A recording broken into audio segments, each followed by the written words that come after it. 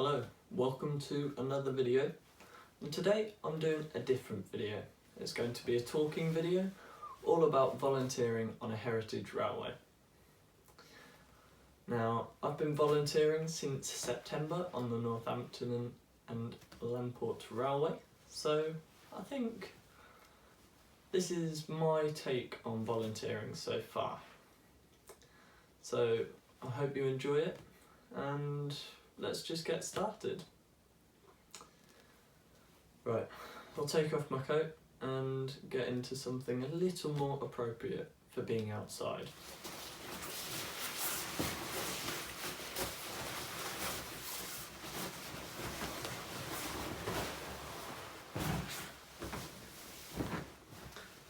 That's a bit better. I'm in a boiler suit. Not great for being inside, but it's better than a big raincoat. So, the theme of this video is going to be my experience in the engineering department. So that's sort of carriage and wagon and all sorts of other bits and pieces like that. Just odds and ends of bits that need doing, and this is the department that gets called on to carry out those jobs. So I think I should start with how I initially got involved with railways and how I began to become interested and curious about volunteering and stuff like that. So it started in about August 2022. I'd liked trains since I was about probably 6 or 7, when my granddad gave my dad his old train set. Me being about 6 or 7, I thought, aha, let's get this going and I can play trains. That's what I did. The collection grew, and one day when we were at a pub next to the Landport Railway, I saw a steam train go past and I liked it. And unfortunately we didn't really go back there, but it was enough to know that there was a railway with steam trains running on it. Now, I sort of forgot about the railway because I was little. I couldn't really go there on my own until I was about, I'd say I was 14. Yeah, it would be 14 when I went to the August Bank Holiday Gala of 2022 there. And this just set me off on a journey of, I really like this place. I want to carry on coming here, carry on visiting. Eventually I started to get to know a few people. I visited throughout 2023. And then it came to the coronation weekend. I was filming a video. I'll link that somewhere up there or up there. And I met Gavin. Now, Gavin invited me onto the footplate of number 4. At the time, that was the Landport Railway's only resident steam engine. So I got on, I started filming some stuff, and then we got off again. I started talking to Gavin, and I believe it was Tom as well there. He asked, why aren't you volunteering? And I said, I thought you had to be 16 to volunteer. And at this point he said, no, we take people from 12 upwards. And I was like, hang on, so I could have been volunteering this whole time and you just, what? It just didn't click in my head that I could volunteer. All I'd need is a supervisor. until I'm 16. So me and my mate Brandon Bird, we went down there, we signed membership forms and volunteering forms, put down what departments we wanted to join. So for Brannon it was engineering, carriage and wagon. Mine was, it was platform stuff, so greeting people, meeting people, and engineering, carriage and wagon. So that's how I initially got on the train of going into this sort of, this organisation of restoring history. And our first day in engineering, it was good. We met some of the guys there, we got talked through all of this stuff. Everyone was amazing, and they still are amazing. And if we weren't sure on something, we were told how to do it, shown how to do it, and asked if we were confident in doing it. And after a couple of times of failing to put the scaffolding poles together correctly, we eventually got it sorted round the end of a Mark I coach, which was to have the end welded up, which was happening today actually. That was back in September, and that was my first taste of work on the Lamport Railway. Now, I really enjoyed that day, and it made me think, why don't other people do it? And I think it's just down to the lack of advertisement, of encouragement of younger generations,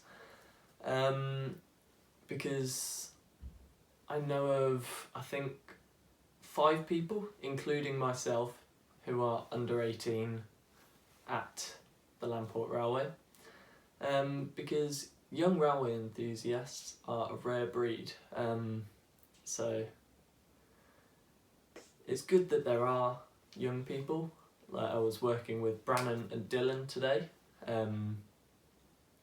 We were just going through some training, again, safety, and yeah, it's sad that there aren't enough young volunteers, or volunteers in general,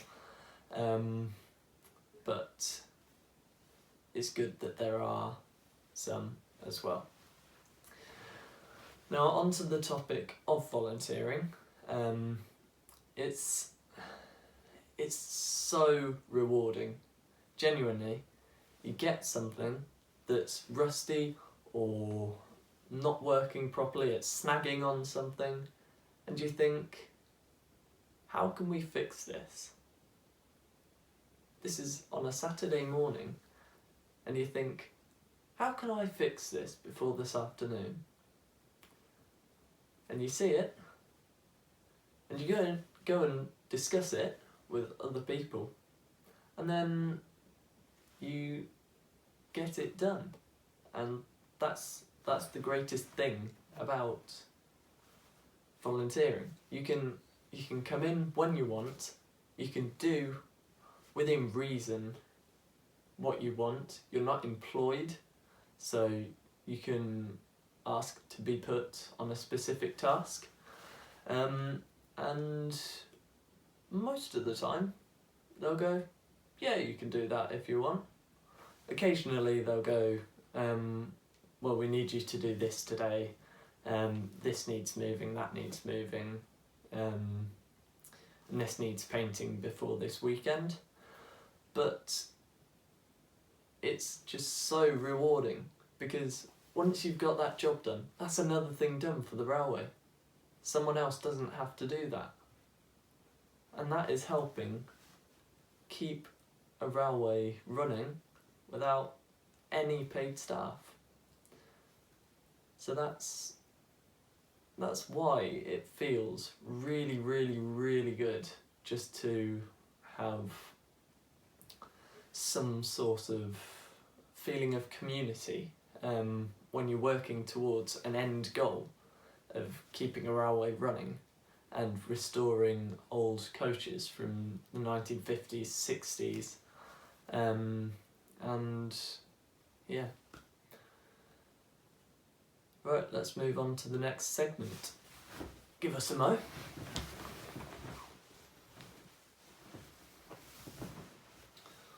Alrighty, so here we are again.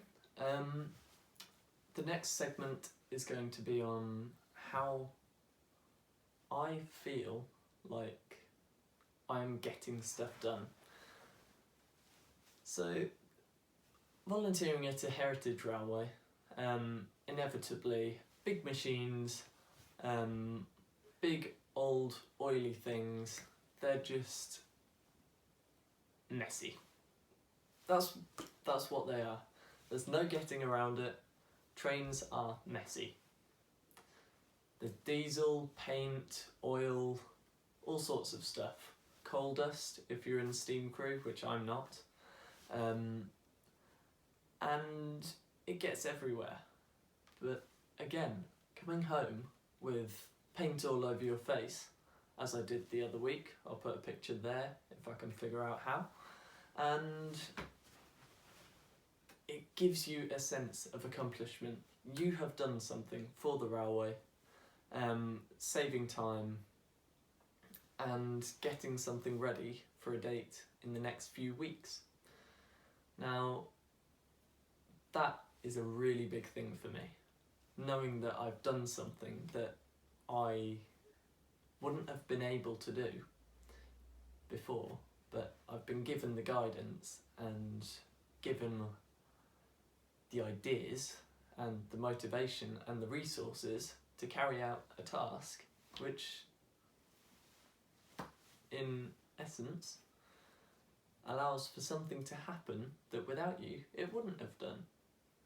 So 2 weeks ago I was working on a brake van with Dylan. We were underneath it, painting it in this bitumen paint.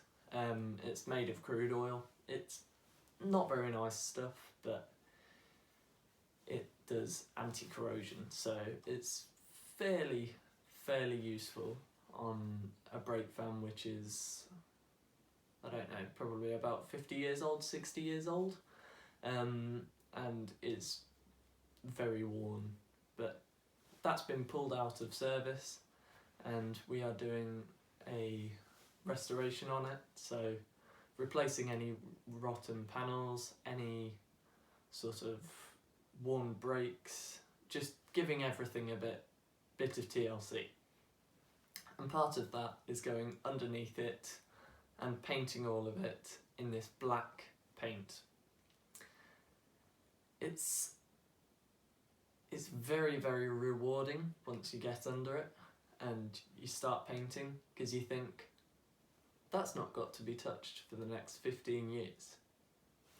Because that brake van hadn't been touched or painted on the bottom for 15 years.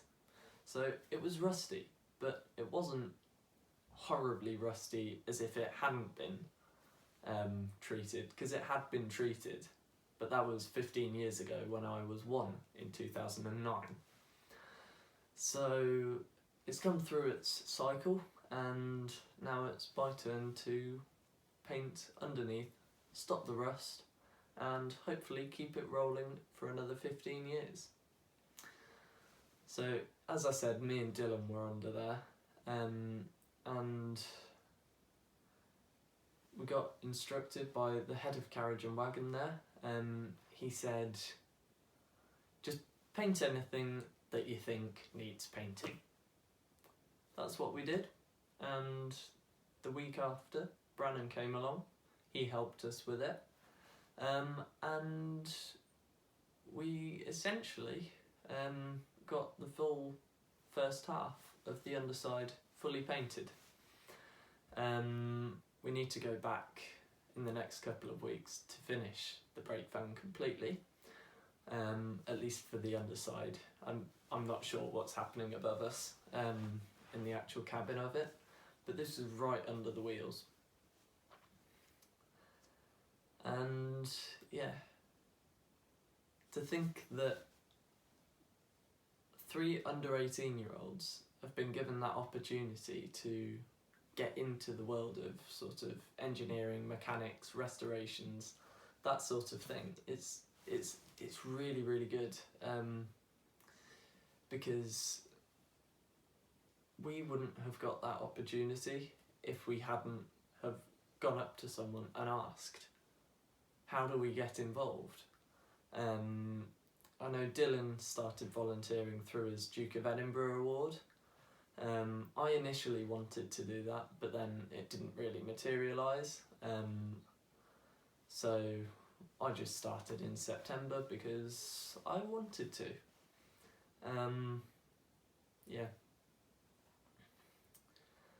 And I think generally heritage railways need more young people, because inevitably people get older, they get slower, and they're still doing an amazing job, but they're getting tired.